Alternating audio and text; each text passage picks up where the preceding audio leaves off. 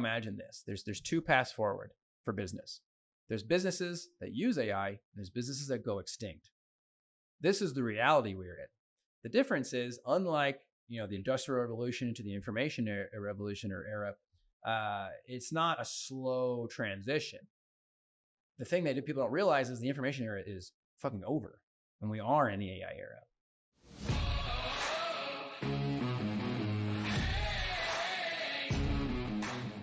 What's up, everybody? Welcome back to the podcast. And today I'm sitting down with somebody I would consider a friend of mine. His name is Warren McKee. He is a business owner / entrepreneur.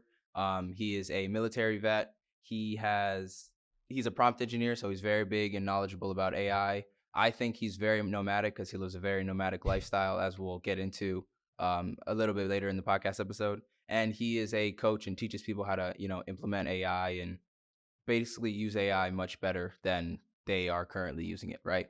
So without further ado, Warren, welcome to the podcast. Man, thanks for having me, brother. Yeah, of course. So I know I gave you a little quick intro there, but to start off, for the people who don't know you, I want you to give a little 1-2 minute intro about who you are, what you do, and kind of how we got to this point today.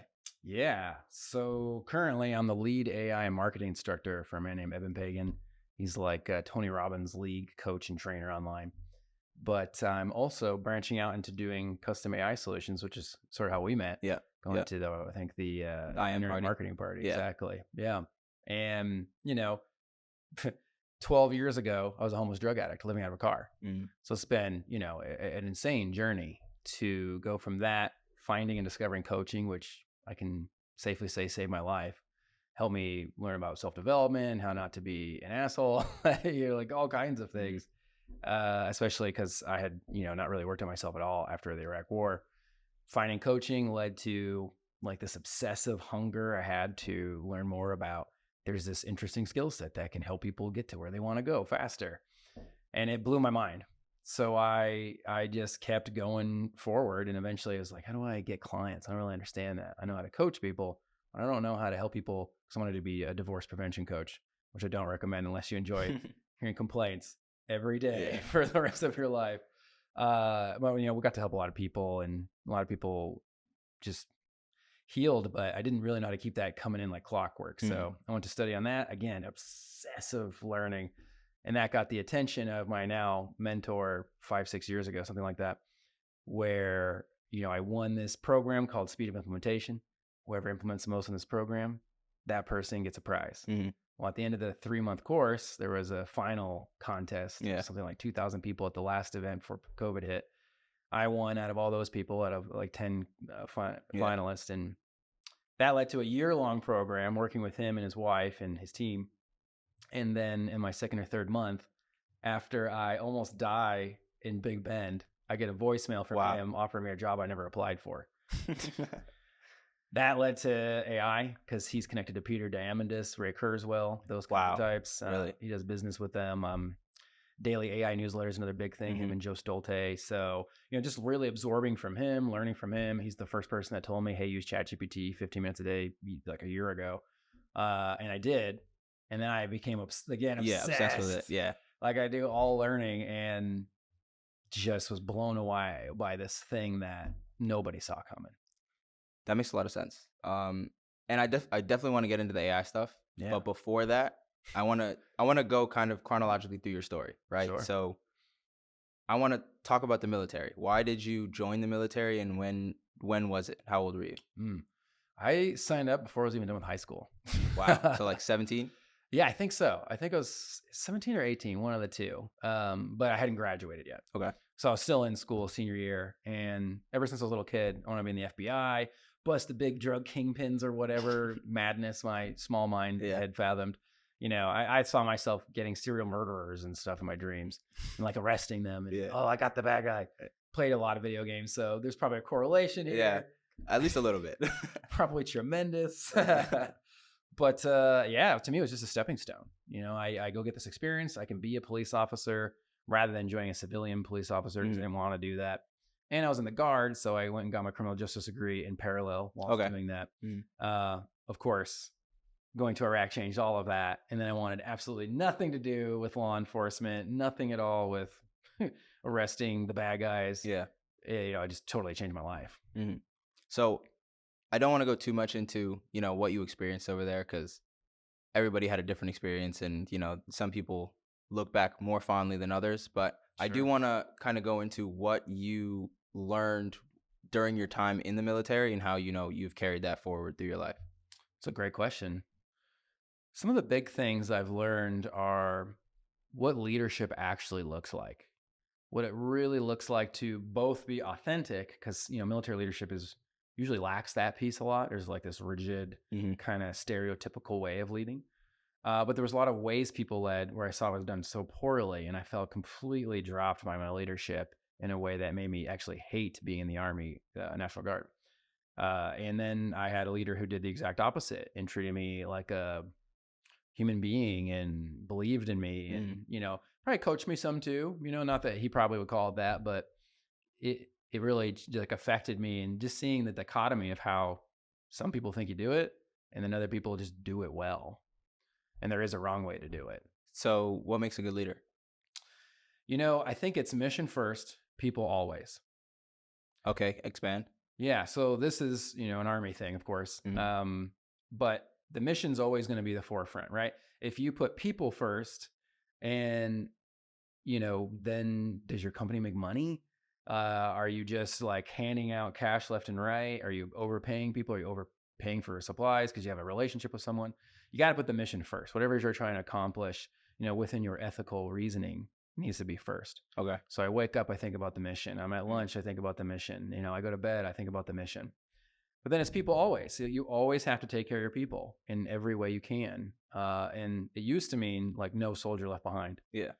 And I've like translated that to more like I want to seek opportunities, especially because I'm not in the military, to be of service to anyone I'm talking to whenever I am. Mm-hmm. It could be a laugh. It could be, it looks like they're having a tough day. I give them a hug just in case no one hugged them that day. Not everyone grew up with that. Yeah. And some guys, it's really weird and funny because they're like, why is this dude hugging me? Why are you hugging? Yeah, you are a hugger. You definitely are a hugger. Yeah. Everybody. It's almost, I can't help it at times.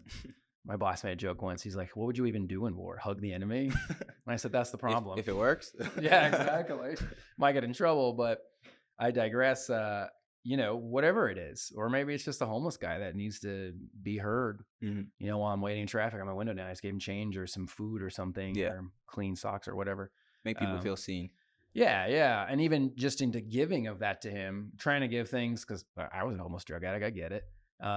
And being like, oh, you probably don't have clean socks, or when's the last time you had clean socks, or when's the last time your socks you're wearing right now are washed? And then realizing, oh, no one listens to this guy. He's just, in many people's eyes, I think, treated below their class of human. He's just just ignored. Life. Yeah, exactly. Yeah, like a shadow. Yeah. Like you don't even really see or pay attention to it.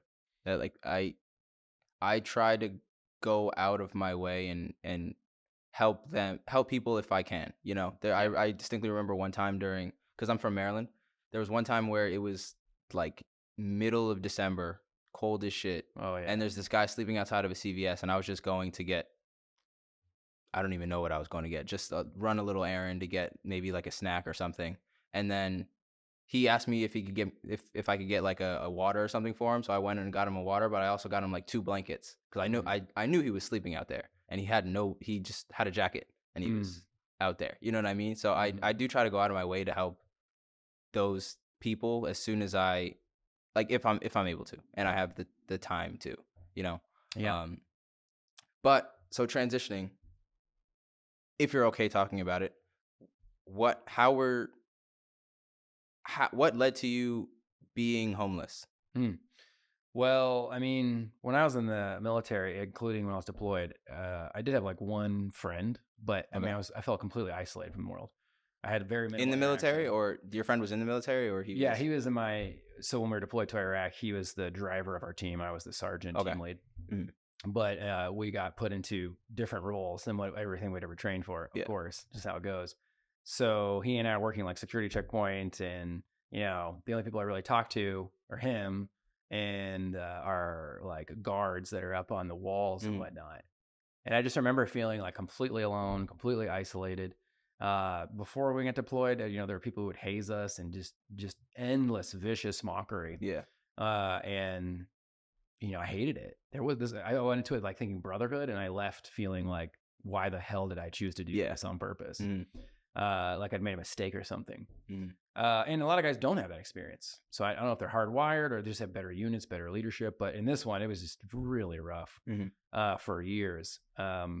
So I had all this resentment build up. Then I had negative experiences at Iraq, working in a prison where there's people in there like maybe they're guilty, maybe they're not, but they got swooped up in a gaggle of people. Yeah. And now you're in prison for who knows how long, years, lifetime. But you're on the other side of that, and you don't know who's who. Exactly. So that's rough. Yeah. So I have no idea. And the people we work with or talk to, a lot of these people are like serial rapists, murderers, people who trained other people to bury bombs on the ground to blow us up. So we're not like working with people who want to see us or on any level want to interact with us. Like the Iraqi correctional officers, we were told is 1 in 5 as a defector or at least leaking information. We had interpreter leak information. That's crazy. So we have like all these you can't really trust or let anyone in. But you have to work with them to complete the mission. Exactly. Yeah. But I'm always putting people always, right? So for me, we're not seeing that in my unit, at least I think they did the best they could. It was difficult. It was really difficult feeling like I'm completely disconnected from this unit that I already don't feel connected to. I feel like I'm below their status because I'm a private or a specialist. And finally I made it to sergeant before I went. But so all that happens. We have mortars drop on us. I mean, you just become like numb to the experience. You're just checked out, and it's normal to be checked out. And everybody's finding ways to check out with like tobacco, like cooking up hooch. Like, because you can't buy or drink alcohol in the country, but you can make grow it. Yeah. Exactly. Like just doing whatever they can to escape it. But I come back and I get all excited. I think it's gonna be amazing. I'm like, oh, I'm finally done with this fucking horrible experience, and then I feel nothing. It's like the same numbness, like numb to seeing my kids, numb to seeing my then wife, now ex-wife, my family, and just like hollow, empty. So I did what probably most people do in that scenario. I started drinking. I started getting into drugs. Luckily, mostly psychedelics because that's what I had access to, but also like Vicodin, pain pill, Percocet, OxyContin, like alcohol every day for years, except for the days I'd have my kids. I had like this rule: I had to be sober and not a piece of shit when they're here. But other than that, I can do whatever. Yeah, because I had like every other weekend scenario. And eventually that has a toll, like you stop having as many friends, which I did. I was already feeling isolated, even less friends, finding myself sitting in the basement of my house in the dark, just by myself, babies crying upstairs and like feeling nothing, no responsiveness. I just feel like I'm dead already. Like I have nothing left in me, hollow. And, I got a divorce, left, and I had gotten better for a while, and then would get worse. I moved to Vegas on a quick whim. Turned out to be a bust. Came back to Iowa where I was then living. Moved around a bunch. And then I was trying to chase something. I didn't even know what it was. Probably escape from pain. And no therapy, nothing like that. I go to Texas on a failed business venture that blows up in my face. Trusting the wrong people because I don't have like people skills at this time really anymore. Yeah. I'm just so detached from what real reality is. You're taking LSD like 3 to 4 or 5 times a week. You're not really like present to normal people shit. It's like you have this other realm of existence, and some of it's horrifying, some of it's beautiful, but you're living in this reality where you start to question if this is reality. Yeah. Which is super dangerous, I think, for anybody. Inception. Yeah. Yeah, exactly. You're just going to stay in this dream world and end up like Sid Barrett from Pink Floyd, he's gone forever. And maybe I wanted that. I don't know. But I end up in this state, Texas, which I love, and business doesn't work out. I move in with my potential business partner at the time before this all happens. He and my then girlfriend started sleeping together. We're all poly. I asked them not to, but they felt attraction. They felt like I was being controlling. It's weird. But they started doing their thing, and I'm like, I gotta get the fuck out of here. I cannot live in this household where this close to these different relationships, Felt very And awkward. it's supposed to be a business partnership as well. And it's kind of muddying the waters. Oh yeah, it was Yeah. like shitting where you eat 101. Yeah. So I freaking move out with no clue where I'm gonna go. I'm borrowing his car. I don't have a car. I crashed it a few months before. Just total wild. Then in his car, I'm not knowing where I'm going. You know, I lied to them and claimed I had somewhere to go, but you know, broke up with her. And I remember the car would like stall out every time I'd stop at a light. So if it went down below like 5 miles an hour, it would like dying. I remember like getting under there, fucking with the throttle lock and under the hood, at a stoplight, people are honking at me. And I'm like thinking to myself under this hood, tinkering with this piece of shit car that I don't even own. I did this. I created all of this experience. No one did this to me. The war didn't do this to me.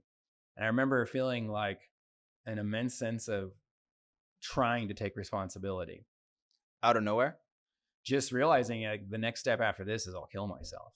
I'll either So it's either this or I change. Yeah, I basically. had to. It was like so bad. No, like I was a military police officer and now I'm like living out of a car. What's going on? Yeah. And not voluntarily, you know? Mm-hmm.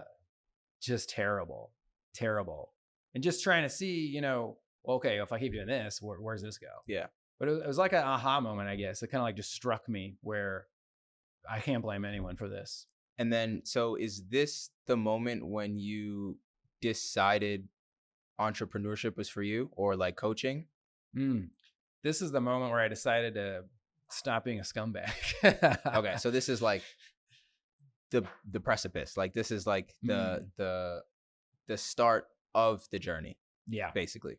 Yeah. I mean, all of it's part of the journey. I kind of the start of the happier upswing. part, the upswing of the journey. Yeah, there we go. I like that. Yeah, the inflection point. Yeah, I'd already owned a business at this time actually, and it was successful. I was in freaking multiple magazines. They're all local. It's not like, you know, Newsweek or something. But to me, I'm like, holy shit, I'm in the West Des Moines Register of Iowa. Oh, here's my article. That's something. That's not nothing. Exactly. Yeah, that's not nothing. Yeah. So I don't mean to like overinflate it, but to me, it was like, holy shit. You know, I'm going to a round table with the governor of the state of Iowa to talk about small business, what it does and doesn't need. So I'm like thinking I'm making it big time. I throw it all away to go to Vegas. So I'd already succeeded in business. Okay. And consciously let it all go just to chase some insane dream that turned into a now good reality, but for years is horrible. Would you trade the downtime in your life for, and would you trade the experience that you went through, or would you never change, you know, the journey? Are you proud that the journey, or happy that the journey went the way that it went? There were times where I would like think about my like childhood, because I had a kind of abusive childhood, at least early on. Things got better, thankfully. But, you know, the war, I can remember being like 15 or 16 and my mom shoved me down a flight of stairs and saying, did you have a good trip? You know, or it's just fucking wild shit. And I remember like feeling like, why do I have to deal with all this shit? Why did I get this fucking why me? Curse? Yeah. And like very victim. And I think maybe everybody goes through this. Some of us get stuck there. I was stuck there for years. And I hated everything. But it also made me feel like absolutely nothing mattered. But when I finally got the reframe in my head that I can't change what happened, I can't, you know, be less victimized, I guess. But what I can do is change how I feel about the thing that happened. Not that I see myself as a victim anymore, but I can make meaning of it. Yeah. And I started to do that. And now, I mean, I've been doing it for years. I'll probably be doing it for the rest of my life in all reality. I feel grateful. I'm actually happy that happened, because I'll meet people, especially in these IM parties, you know what I mean? I am so comfortable being whoever I am. And that changes from, you know, day to day sometimes, but generally I'm this guy that I'm unapologetic about it. Yeah. I'm just me, raw, right there. And, you know, I'm of course professional, and then I'll meet people who like don't have that and they don't feel comfortable just being themselves, or they're putting on airs, like playing a role, doing something. Yeah. Like this is who I gotta be to get the card from the guy, and then he buys my shit, and then I have like money. It's like there's this weird holding pattern of this isn't actually who you are. Yeah. And I don't feel like I have that, because I don't care at all at what people like who they think I am. I think that my behavior is all that really I should focus on. And I think that mental frame attracts people of a similar ilk. So like a lot of so for context, we play poker together. Like we have like a weekly poker night, and I've been introduced to a lot of Warren's friends, so I can see that a lot of the guys that you have around you are similar to that. They kind of are unapologetically themselves. Mm-hmm. They say what they mean what they say. They joke around, have fun, all that, but they're unapologetically themselves, you know? And I think birds of a feather flock together. I never really thought of it that way, but now that you pointed out, you're absolutely right. And maybe I'm unconsciously like seeking that out, even in business deals. I mean, you should do business with people you like. Yes, exactly. Because you're the same way how like when you're growing up in school, as a kid, you're spending more time with like the teacher than you do with your own parents. Yeah. You're kind of doing that with business. You spend more time with your business partners than you might with your family. Yeah. I mean, and that's a thing where you like work-life balance comes into effect where you want to maybe spend more time with your family than business partners. But if you're there 8 hours a day working with these people, possibly in an entrepreneurship, it could be 12, 16-hour days, you know. Mm-hmm. At some point, you probably are spending a bit more time with them, or at least 50-50. So you should like them. A good chunk of time. I mean, it's the same reason you work with, you know, Dion and Jared, and where I work with Travis Bryan. Yeah. And then I also want to work with you guys. You know what I mean? Because I just like doing things with people I enjoy. Yeah. And giving myself the permission to even just do that, right? Like, oh, do I have to do the right thing versus, you know, what is the right thing? I'm not hurting anyone by being myself. I'm not, you know, saying like hurting one, even like saying down to someone or judging them by trying to like just be with people I enjoy. Well, I think a lot of people don't have that though. They go into like it's a job mentality and everything's a job, and you know, like they're always performing. Most. Yeah, exactly. Yeah. It feels like that stereotype about men in the bedroom, right? He's always on porn mode or something, you know? Yeah. I feel that at a lot of the internet marketing parties or any networking event we go to, and some people aren't that way. In addition to that though, it is shocking to me how easy a lot of people crumble. Yeah, and it's funny you bring that up because I think I met you at like my my fourth or fifth time going to the internet marketing party. Yeah. And the first 2 times that I went, I felt as if I wasn't as authentic as I should have been. I felt like I was, you know, pitching instead of just being myself, having a conversation, trying to make a connection, and then if I can help you or if you can help me, then we'll get to that point when we get to that point, rather than me trying to force it and be like, oh yeah, I have an AI company where we do this, this, and this. And, you know, AI can fit into your business. Let me see where, you know, instead of just being like, oh, hey, I'm Daniel. I have a YouTube channel. I used to play soccer. I do this, this, and this. How about you? I have a black belt in Taekwondo.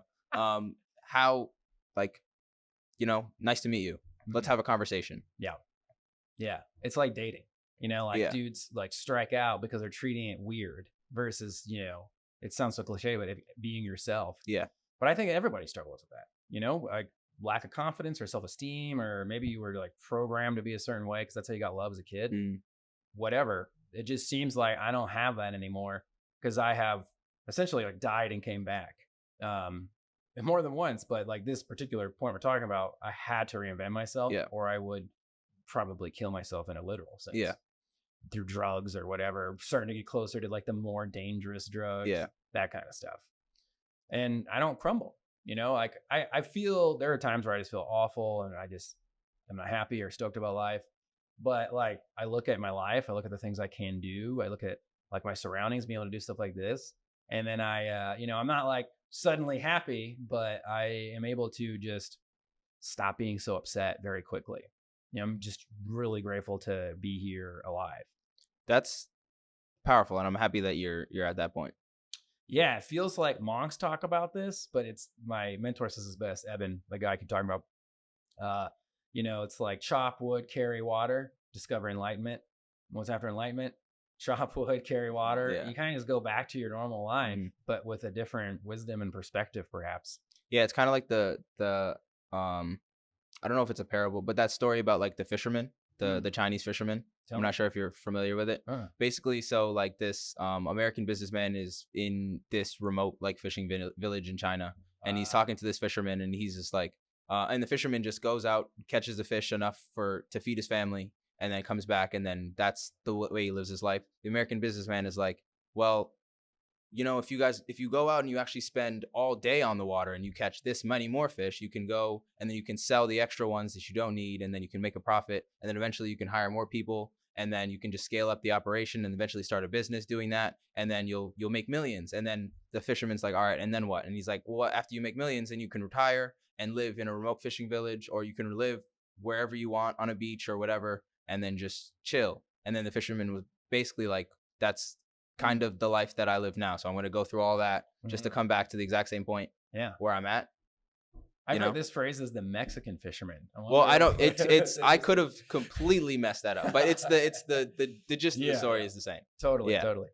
Yeah. It is that though. It really is. Like, I still do strive for more. So I'm not quite literally the fisherman, in that, like, I'm just content with everything I have.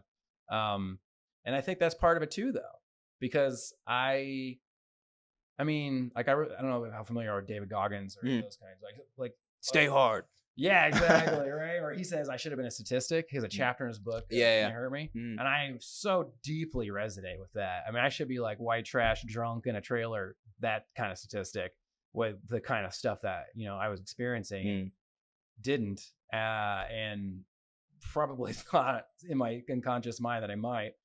And that has just given me this capacity to be with intense pain and risk, because I never know how some of these drug things are going to turn out. Not that I really do that stuff anymore. Yeah. Maybe like the occasional hit of green or something, but not like, oh, let's do LSD 3 times this week, or even at all, really. But that level of risk taking, now I can take tremendous risks that other people, I think, would just crumble in the amount of stress and pressure they feel. And to me, it just feels like, oh, I'm just like doing that thing I enjoy. Yeah. Making AI stuff that's really freaking fascinating. Yeah. It's like magic, but with a keyboard instead of a wand. So I want to, because selfishly, I don't think I've asked you this question before, but what's your mission? What are you trying to accomplish? I've got a few missions. I'll try and go in order of like priority. Okay. The first thing I'm always optimizing for is more, deeper, and like I say the word intimate, and some people might misunderstand that, but like intimate as in people know me and I know them, and they see that the business person me, the podcast me, and the real me, we're very similar, if not the same. Some are more professional than others, but like this is who I am, and they actually know that, not a facet of me, or that they don't want anything personal. I like being honest about what I've been through. So like deep, intimate connection with people, like I want to know when someone cried last and why, and what keeps them going, and what makes them feel excited about being alive. I love that stuff. Yeah. Then second to that, I want to make enough money where I can help homeless veterans so they don't ever have to go through the shit I did, and hopefully give them opportunities. For example, maybe a master class for Warrior Rising in September. I used to volunteer with veterans. Some of these guys were really schizophrenic and, kind of there, kind of not there. And then teaching them, at the time I was a relationship coach, it's my first coach role. But like, I love knowing I'm preventing people from going through what I went through. Yeah. Because I wouldn't wish that on anybody. Maybe like 3 people, actually. No, that's very powerful. So before we hop into AI, I want to know why you don't create content, because you're very gifted. I don't know if orator is the right word, because I haven't really seen you public speak or anything like that, but sure. You're gifted with your speech. Like you're able to convey exactly what you mean to the other person. Because I like to think that I like to think that people are basically our own islands, and communication is how we bridge from island to island, right? So like that's how we connect with other people. It's how we communicate. And some people are better at communicating than others, and some people are worse, right? Yeah. And in that analogy, you build phenomenal bridges. Do you know what I mean? You're very good at being able to convey whatever message you're trying to convey. So why don't you create content, get your voice out there, and get your, increase your personal brand, all that? Why not? Yeah. I've been asked this so much. It is kind of funny to me that I don't have like a canned Maybe response at all. maybe it's a sign that you should start. Yeah, I've also heard that too. I'm just like, oh my God, I have no good excuse at all. Uh, well, the best I can come up with. Well, first of all, I did 3.5 years of studying, interpersonal neurobiology. Like, how does Okay. the brain work? Why do we say what we say? Why am I sometimes an asshole, but sometimes nice? And why do I do that? Why does anyone do that? And then you just studying myself too. Oh, okay, this is how I realize I have a nervous system. Oh, I'm triggered. Shit. Working with that has changed my ability to communicate, because then I start fine tuning in what I feel when people say things to me. Like sometimes I contract, sometimes I'm open, and then adjusting that when I communicate. So I try to be, the role model, if you will, around how I want to be communicated to, because I secretly want everyone to talk to me that way too. And maybe we all do this, but so that's a big chunk of it. And then, working 5 years teaching and coaching online, tens of thousands of coaches and business owners. So I've like so much practice. However, I am about to embark on my other childhood dream. The other one was being in the FBI, and I gave up on that shit a long time ago. Ugh. But nothing against the FBI. I think they do great work. It's just not for me. To travel the world and see every single country. Yeah. So for those who don't know, Warren is actually about to go travel for 2 years, just country to country. Maybe forever, but 2 years is the goal. So where are you going? Well, the literal goal is to go to every country. At least Okay. once. Some I'll wait on, like Russia, maybe Ukraine. There's parts of Ukraine I could visit, but I would rather wait to see it come back when it wins this war, which I truly think will happen. And Antarctica. But I'm starting off in, so we're like 2 weeks from now. Yeah. So that's the last poker game. Yeah. For me anyways. Going to North Carolina, see some friends, Vermont, all driving to see her family. So Armenia show this family for the first time. Iowa, see my family. They get to see her for the first time. Then to Burning Man, where I will be leading a build with 175 people, 75 people actually building though, 175 at the camp. We're building like a theater and all this wild stuff in a desert where none of this stuff, there's no water, there's no power. You just have to, figure it out. Yeah. And it's a build we've never done before because of a new theater. So it's just like all these puzzle pieces. I still work a full-time job, which I lower next week, while launching a business and essentially working, I wouldn't say quite full-time, but like 20, 30 hours a week on that. So I'm like burning the candle at both ends. I also feel like I'm firing on all cylinders though. My mind feels like it's on fire with, just creative juices flowing, getting to do cool stuff with AI and be like, oh crap, it worked. That kind of experience while seeing the business build. Yeah. But then you mentioned the personal brand. I completely agree. It's funny. I taught this for years and I've done it before and then just kind of threw it all away. And then here I am again. I am literally just focused on networking, literally just talking to people I enjoy talking to, getting excited about AI, sharing what I have learned and what I've been studying technology my entire life. Yeah. Every position's been technology. Even the coaching, I had technology involved. Yeah. But the networking, we've been able to get conversations with people that in a funnel feels like it would take like months, maybe years. And like people we're trying to attract, 6-figure, 7-figure businesses. I'm not convinced they're clicking on ads on Facebook. Yeah. They want to do business with someone that knows them and that they have a rapport and trust with. And I feel the same way actually. Yeah. And I rarely click an ad. And usually if I do, it's like a $20 or whatever. Yeah. Thing. Or like a lead magnet where like, oh, actually that's interesting. I kind of want that. But I'll move on and not buy their product because I don't know them. Yeah. Whereas I can talk to people in my network, or I can go to a networking event and just literally feel the person out. And then like usually these people know each other at these events. Yeah. So I start to meet their other friends and kind of like do some police work, if you will, investigation. Like, are you a good person? Yeah. If you're able to communicate with a person's friends, you learn a lot about them as a person. Totally. Like, how do you know so-and-so? Yeah. Like, oh, what's your guys' connection? Oh yeah. We used to rob stores back in the day. That's the red flag. We met in prison. So, yeah. He was my cellie. Yeah. Yeah, exactly. Yeah. We used to beat people up. That would scare the shit out of me actually if I was like someone they said that to me. Or I would laugh because I would assume it's a joke. But I have found that to be way more fruitful than most of the digital marketing. That said, that's because we're focused on, these higher end products. If I was doing lower end products, meaning lower end ticket value, I think it would be more valuable to have that. All of this though is I am listening. I started writing my book. I've been told this like, I don't even know how many times, because I just keep almost dying. So it just makes an interesting story, but it's also because I'm an idiot sometimes and I don't know how to stop going. And I plan on making content as I travel to show people like, look, using AI, I'm saving a tremendous amount of time and making money. And I can go finally do this dream that I was skipped out on, and I'm almost 40. So I was like, shit, if I don't get this done, am I gonna be too old one day? Yeah. So it's coming soon, starting in a few months. Okay. That's good. That's a very long answer to your. No. I'm glad we went on that whole journey, that whole mental journey. Now let's talk about AI. Yeah. So you kind of alluded to, you learned it from, or you got the feel of it by working with your mentor. Mm-hmm. So what were your initial thoughts on AI? How did he introduce it to you? Mm-hmm. What did you think?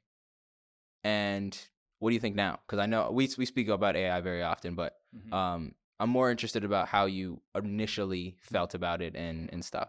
I thought it was further away than it got here. I was actually shocked when I saw the improvements that have been made, because I do read articles and newsletters and read books about it. But it's always from like this kind of almost sci-fi realm. And I thought maybe within my lifetime, but probably closer to like 2090 or 2100, assuming life extension got us that far, that I might see it then and I'd be dying. That we're at least to a point where it's, to the degree that it is now. Then, 7, 8 years ago, I find out about Ray Kurzweil, while still taking an insane amount of psychedelics. I'm tripping balls thinking about the future turning into AI machinations. We're all going to be cyborgs. It's the only way we'll survive. Strange thoughts we have. I mean, there's an argument to be made that we are already cyborgs. I mean, look at with our cell phones and wrist, my wrist. Yeah, like it's just one less step than that. Yeah, it's just one less interaction. It's just there rather than me having to physically do it. What if you just looked and the watch was in your wrist, and then the next step would be like, I know what time it is. Yeah. Yeah. Like, it's totally feasible and logical that we'd go in that direction.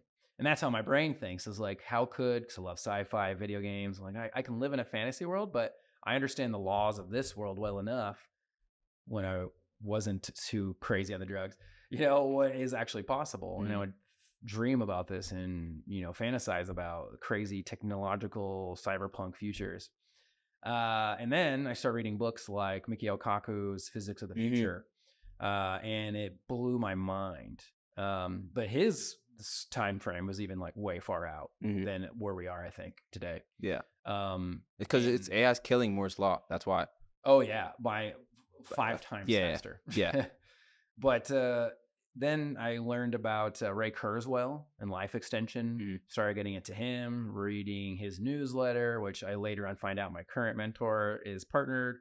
Well, actually, he's partnered with Peter Diamandis on that newsletter. But anyways, you're just reading about like how these things come to be and how they, or were at that time 6 years ago or something.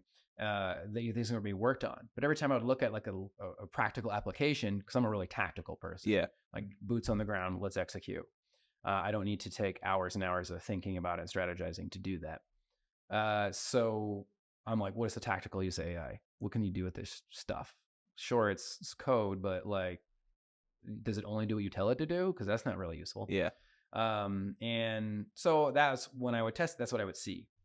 Then rewind to like a year or two ago. I can't remember when we exactly first started talking about it. I had 2 different friends on 2 different occasions, not connected, tell me about ChatGPT. One was my good friend, Dr. Love. Shout out to Dr. Love. And my other buddy, Cameron Huff. Both love these men so much, but they're like, yeah, you should check this out. I hear something once and I'm like, maybe. I hear something 2 or 3 times from people I trust and love, and now I'm paying attention. Yeah. Especially when it's people I know understand technology, especially Cameron. And then later on, a third person, Evan Pagan, my employer / friend / mentor. We're like brothers, it feels like at times. But my brother basically says, hey, start using ChatGPT 15 minutes a day. I mean, when your big brother says this, you kind of listen. And I also know at the time that he was in partnership with Peter Diamandis about some newsletters. I told him I had subscribed to it, and he was like, oh, I'm partnered with Peter on that. And I'm like, what? You're great. There's so many products, dude. It's amazing. I envy his ability to do 15 projects at once. But I listen and I start using it and immediately see the writing on the wall. Mm-hmm. And the writing says, you will be replaced by AI. At the time, I was teaching groups of sometimes 10 to 30, 50 people, sometimes 100 or 1,000, working with him, and this is all thanks to him, his audience. And, mostly the smaller groups, but just like constantly in exposure to new people and seeing that like, oh, I can teach people, I can help people. So I evolved from coach to teacher. However, realizing, and it didn't even take me very long to see that AI could be custom made to fit every single metaphor you like. Yep. Your childhood history and reference it in a way that makes you feel nostalgia. It makes you feel emotions because it knows which buttons to push without being mean, right? But just to actually make you feel something. Tone. While, your writing style and tone, like some people don't like my tone, some people love it, and I'm the same way. Well, what if it nailed all of that perfectly every single time? You're going to pay someone like me, depending on the course, $3, $5, $10, $20,000, or your $50 subscription to whatever. And I was like, I gotta flip here. I gotta get into this because this is going to replace everything. It's just no one sees it yet. So I got really lucky that years of crazy psychedelic use, reading wacky AI stuff, video games, made it where my brain, and this is my story anyways, made it where I could see like, oh, I see the vision of the future very clearly. I don't know when that future is going to happen, but it's coming. Okay. So how did you get into prompt engineering? Because you started using ChatGPT every day, 15 minutes. And how long did you, or are you still doing that today? Like, are you still doing it daily? I use it for more than 15 minutes a day. Yeah, so do I probably.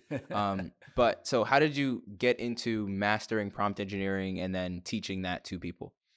I think there's smarter ways to do things than the way I do things, like almost dying in Big Bend. I do things the hard way. Army, like, oh, I'll go do this to learn how to be FBI, hard way.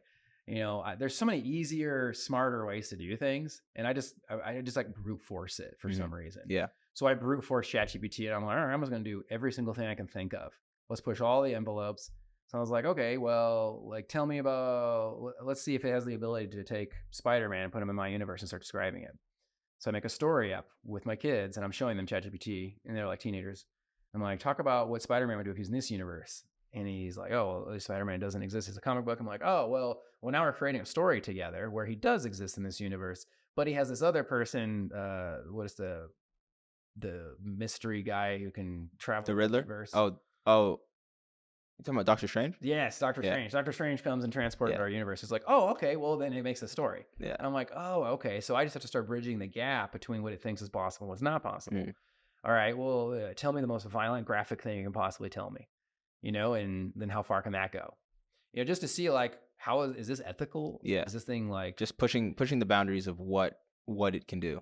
And then I just started trying to do every single thing I do, but with it.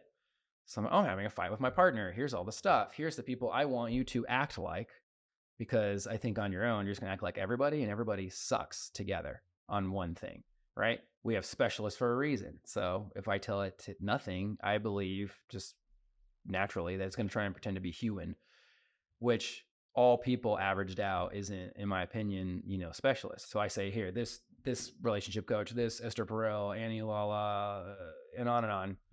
And I'm like, here's the context. Here's what I think's going on for her. Here's what I did and said. Help me with this. And then it gave me useful, because I was a relationship coach, so I understand good and bad advice. And I listened to it. I later on say it to my wife, and it like worked. She saw a difference. So just left and right trying to see, try to like smoothie recipes. Here's the ingredients I have. What can I make? Because I realize it's an index of the internet. Yeah. So I can pretty much do whatever. But then I started looking at, okay, well, what happens if we start making it different? What if it's instead a conversational window? What if I could ping it multiple times trying to create one thing? So now the limitation of, say, at the time was like 3.0, 3.5 character limit. You can only do so much. Now that's not even a thing. Not really, yeah. But back then I'd be like, cool, let's run like 10 of these doing the same thing and then cultivate their summaries of whatever I'm trying to do and make a new thing. And then I realized after talking to some AI people, Josh Pelliser, that there's a difference between like this linear prompting versus like a tree or parallel prompting where multiple processes are happening at the same time. And then you can get them to talk to each other, where the prompts all were doing something different, and they can see the context of each other conversation. So just getting like wild. And everything I said probably makes no sense to 99% of people who just heard it. But I'm with you. Yeah, like a nerd talk for like you can do a bunch of crazy shit even when it says it can't. Yeah. And you just got to know how to ask it. Then, of course, my mentor taught a class on how to do this, and he asked me to make the certification test. I think he was secretly just trying to get me to go through the content. Yeah. But whatever, I will. And so I take his class to learn his models, and then we started building a bunch of AI tools like a niche identifier, a customer avatar identifier for his program called Future Coach. And then I saw, after experimenting again and again and again, that I was like, this isn't useful. This isn't. Oh, that's kind of useful. All right, let's see. Keep doing that. And he would work with me and show me what he'd learned about prompting. And this is like a guy who's been from the beginning. So things just really started to compound from there. And now it's where I know how to teach myself the things I can't get the prompt to do. Right. So it's always like, okay, well, if that didn't work, here's a process I can go through to figure it out. So actionable advice for the people at home. What is a 3-step, 4-step, 5-step, however many steps formula on prompting? Like what are the things that you need? I mean, I could probably say it, but I imagine you're probably a bit better at describing it and saying everything that it needs, right? So what are the things that every prompt should have in order for any AI, whether it's ChatGPT, Gemini, whatever, Llama, whatever, to do exactly what we want it to do? I'll use Eben's model because I find it very useful and my own spins on it. So there's you, me, do, why, style. So you, ChatGPT, are a human of some kind, not a copywriting machine. You are a world-class marketer, right? Tell it to be a person. This might be less relevant with the more modern updates, but at least as I was developing in 3.5 and 4, these are the kind of things I saw would get better results. So you tell it what it is, and then it knows how to think, and what it narrows the scope. Me, I am a coach trying to write a landing page. I am a business owner trying to make a lead magnet that attracts companies that need sales personnel. Whatever you are. And, the more the better. Crappy input, crappy output. That's just the formula in of itself. So you, me, and then do. What is it doing? I want you to, like I already said, make the landing page, and it needs to grab the email and first name, and all of the copy needs to work up towards a specific purpose of them giving the email over. And here's the benefits of the lead magnet that you can put in there. I want you to shorten these up in a bulleted form. And then why are you doing this? And I kind of wove that in there, but, attracting people into my funnel and to capture their email in exchange for something for free, a lead magnet. And then finally, style, in the style of Oprah Winfrey, or, William Shakespeare meets Kurt Cobain, who knows, whatever it is, or in a professional formal tone, or sarcastic, witty, in fun, casual, informative, educational. Or you can even get more. I want it to be a 3-page report that has a title at the top of each page. Here are the titles for those 3 pages. In that page 1, I want you to do blank. And page 2, I want you to do blank. And page 3, my best prompts tend to be like 2 to 3 pages long. So I'm like really jamming out. Thankfully, fast typer, as I imagine you are. Just crank it out, and then I'll copy paste this 3-page prompt of what and send it to them. But that's the only way I can get it to work. And that's before we even do some crazy parallel prompting or tree prompting. Did you guys take notes? I'm definitely going to need to rewatch this to get all that. But so I think I do all of those except for the style. I mean, sometimes I'll do style, but I don't always like in the style. Well, that's a lie. I do use style, like in a professional tone or in this, but I won't always give like the why, the reason why I'm doing it. I need you to do this. Yeah, a lot of people skip the why. Yeah. And I think, again, the why is just, narrowing the target. So you have the world's most powerful information cannon. What are you aiming it at? Well, if you have a target vector or whatever the word is properly like this, that's going to hit something. But it's not what you want it to hit. Yeah, exactly. I want to be a bullseye, not hit the neighbor's target in their yard. Yeah, makes sense. Yeah. So what AI projects are you working on right now? I mean, I know we have some stuff cooking on the back end that is not finalized yet. But Sure. yeah, what types of projects are you working on right now? So I make AI tools for Evan still, and we have gone through many versions of this, and he's got this really genius vision he wants that to look like. And mostly this is for his program Future Coach, but we're trying to apply this to all of his programs. We're essentially AI-ifying his program, or all his programs, or at least the ones that we deem worthy of the time investment. And separately from that, I am more so stepping into AI education. I'm realizing that masterminds of people who are very focused on trying to do the same thing is probably one of the most valuable things a person can be in. And I've done this many times my own self. Yeah. But and I've had success in the past too, making masterminds, teaching, getting really like-minded or cool people together, and then we have a good time and learn. So I like to create interesting masterminds, but now that I'm traveling, I think the goal is to have a mastermind that meets for however many months and then does like an all-day implementation workshop at the front and the end. Right now we're filling up with founding members. We're in talks with some surprisingly high-level people. I think what you're saying, the level to communicate, a lot of people lack that around AI, right? Yeah, and I'm definitely working on that because we've had conversations in the past where I was telling you that I think I have a problem where I tend to think everybody that I speak to is as knowledgeable on whatever subject we're discussing as I am. Yeah. So I'll just speak normally as if I'm talking to like myself, but I need to be able to communicate in other people's languages and at the level and meet them where they are. So I think that's something that you're really good at. Yeah, thank you.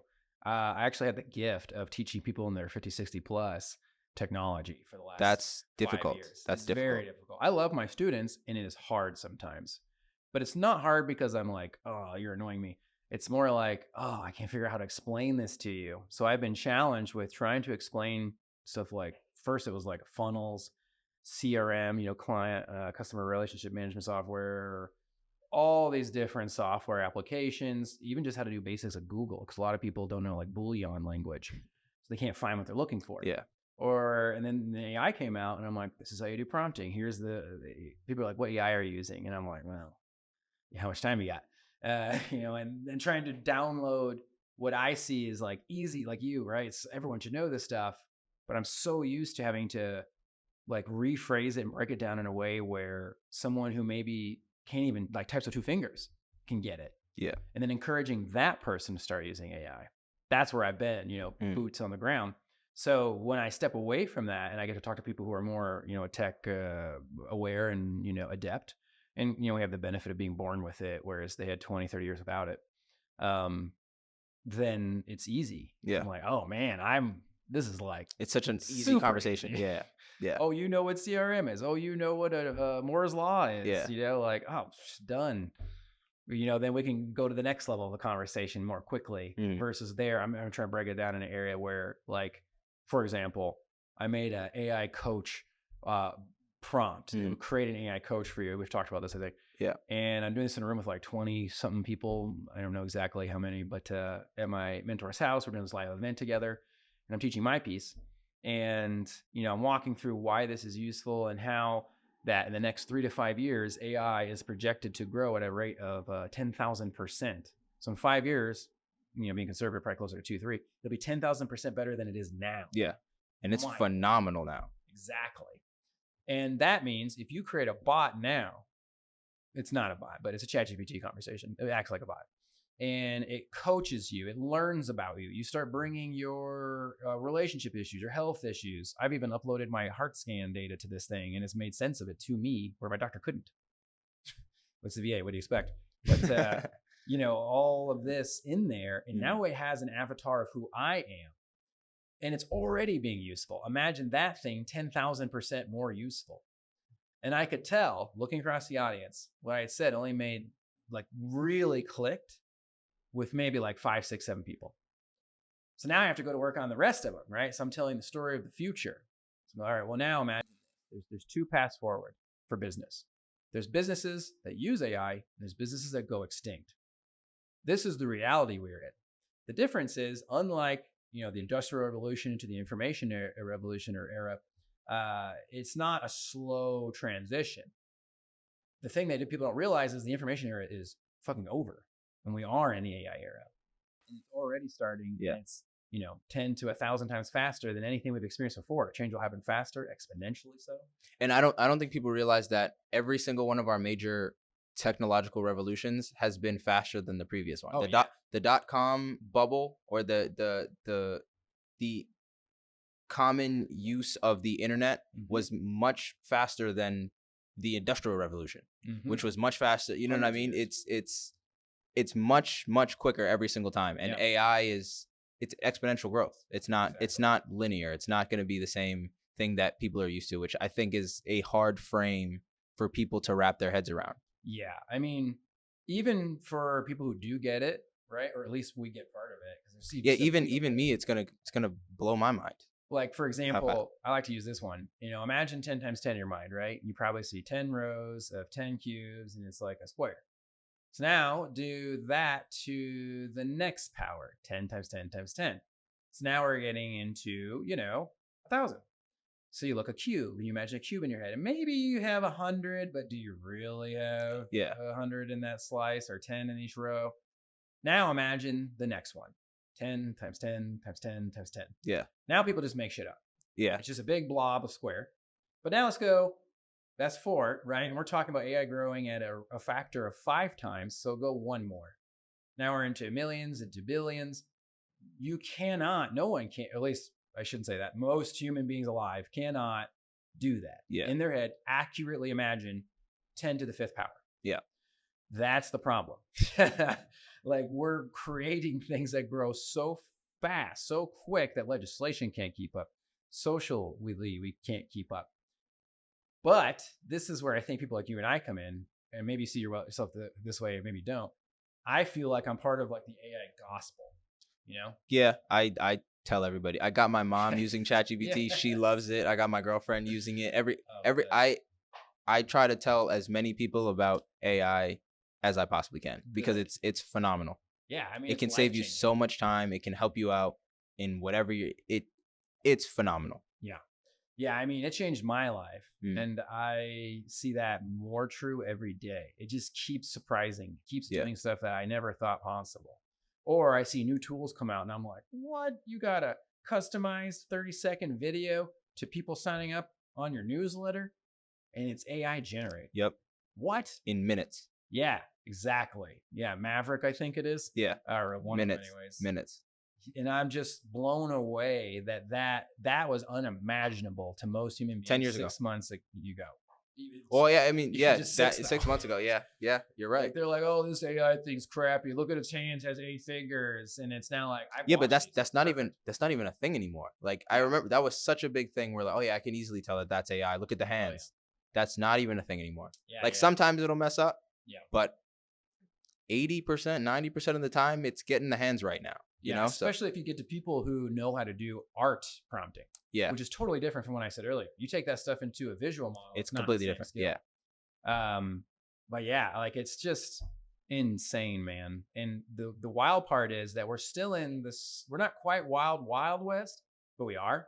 It's more like the law is coming in slowly, but like, we're so far west, the law ain't here yet. It's like the gold rush, and we're over here selling shovels. That's bingo. That's what we're doing. Yeah. And that's the side I'm trying to be on. That's the side of history I'm trying to be on. That's what I think one of the big takeaways. I went to a summit recently. I talked about this World AI Summit by that guy, Josh Pellicer, and his partner, Peter. I don't remember which presenter said this, unfortunately, but darn, that we're entering an era where in a year from now, you will have certain AIs that are restricted. Yep. And you won't have access to. 2 years from now, you'll have AI, a lot of them, where you need an equivalent to a gun permit to use it. And then 3 years from now, you will need the equivalent of a secret clearance or something similar, which is like a government clearance where you can know certain information. I had one, and go through this interview where they interview your family, and like dudes in suits show up to your house and stuff like that. That's the future we're headed towards. Wow. I didn't even consider that. And it's happening faster and faster. Wow. Because you will have AI, like think of it from this perspective. AI right now has, I don't know how many, we'll just use simple math, millions of data points. You know, it's an index page of the internet. There's some pages I'm sure that don't get used, like grandma's website or whatever. And I don't know how they figure that out, but there's millions. And at millions, you can be right like 80 to 90% of the time. Probably right. First of all, you're way more right than people are, generally speaking. Yeah. Like, remember reading the average politician has a fact check of like 40 to 60% range and being accurate. Trump was something like 20 or 30. But like AI is like around 80, 90% now. Well, what happens when it becomes a billion? Now you're at like 95%. And what about a trillion? Now it's right every single time. Well, if it's right every single time, what are the implications of that? Imagine the COVID vaccine. Or if there's a new disease in the future, right? And you got people saying, should I take the COVID vaccine? And it says, well, based on these factors. Yeah, you're this age, you have these health factors, you can do this, this, and this. Well, maybe you shouldn't take it. Or maybe you should take it. Yeah. And you should also do these other things like stop eating, animal products or whatever. Yeah. And start saying some things that you may not actually want to hear. Yeah. But it is. But it's right. Evidence. It's correct. Yeah. Yes, exactly. Yeah. And that's where we're entering to a point where we're creating, actually, we've already created the Oracle. The Oracle is just waking up. Yeah. Yeah. Wow. I mean, AI training itself, like what doors does that open up? Yeah. Yeah. See, now we're getting back to Inception. Now we're getting right back to Inception. But it's all simulation. Yeah. So thank you. I just want to thank you for coming on, having this conversation, because I can talk about AI for hours. Like we can go. Same. I can go for another 2 hours, but I know people won't watch that long. So where can people find you? Where can people find you? Right now, we are very case by case. We're very selective who we want to work with because of everything we talked about. Yeah. And if someone is interested in AI and, they are a business looking for either custom AI solutions, or if you're looking for a tool platform that can enable just the average layman, they don't have to be a prompt engineer, don't have to do all that. You can start to create business tools like a lead magnet that gives one of a kind, unique, custom generated reports. So instead of top 3 mistakes women make when losing 40 pounds, whatever, it's more like how this particular person who tried the Atkins diet and this other diet and it didn't work, won't suggest that now.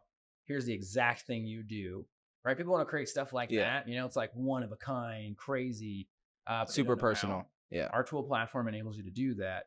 Very personal. You just see conversion rates go up across the board. Yeah. You get more people at the lead magnet, you get more people everywhere else.